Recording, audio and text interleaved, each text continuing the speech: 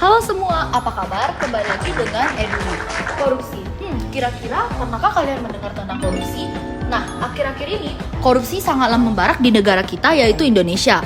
Nah, di sini kami akan membahas tentang satu contoh kasus korupsi, yaitu ekspor benih lobster, penangkapan saat seorang menteri aktif di kabinet pemerintahan Presiden Joko Widodo oleh Komisi Pemberantasan Korupsi atau KPK. Baru-baru ini menjadi sorotan utama di tanah air.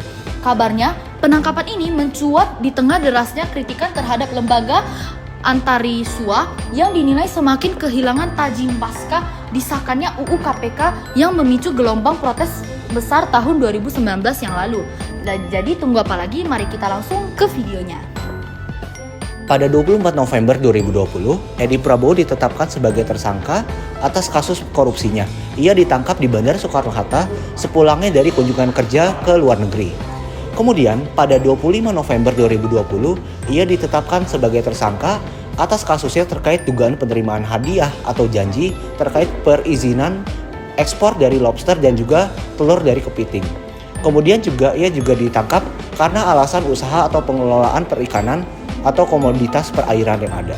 Pelaku kasus korupsi ini ternyata merupakan mantan Menteri Kelautan dan Perikanan Edi Prabowo.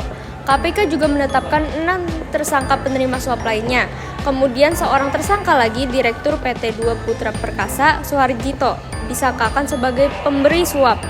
Pihak terdampak tentunya masyarakat yang dirugikan akibat korupsi ini. Kejadian korupsi ini terjadi karena Edi Prabowo lalai menjalankan tugasnya, sehingga melakukan kecurangan dengan cara mengizinkan WNA untuk mengambil hasil ternak kepiting dan lobster yang ada di Laut Indonesia, dan menerima suap yang bertujuan untuk menguntungkan dan memperkaya dirinya sendiri. Pada 15 Juli tahun 2021, Majelis Hakim menjatuhkan vonis 5 tahun dengan denda 400 juta dan membayar uang pengganti sebesar 9,6 miliar rupiah, serta dicabutnya hak politik Edi selama 3 tahun. Motif dari perlakuan korupsi yang dilakukan oleh Edi Prabowo diduga terkait dengan kepentingan pribadi dan kelompoknya untuk memperoleh keuntungan dari pengelolaan sumber daya laut di Indonesia.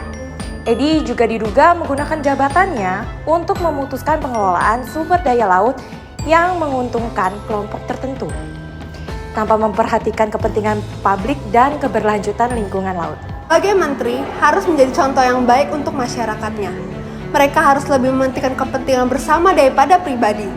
Pemerintah juga harus menerapkan pemeriksaan keuangan secara berkala, kemudian memberikan peraturan yang lebih tegas kepada mereka yang melakukan korupsi.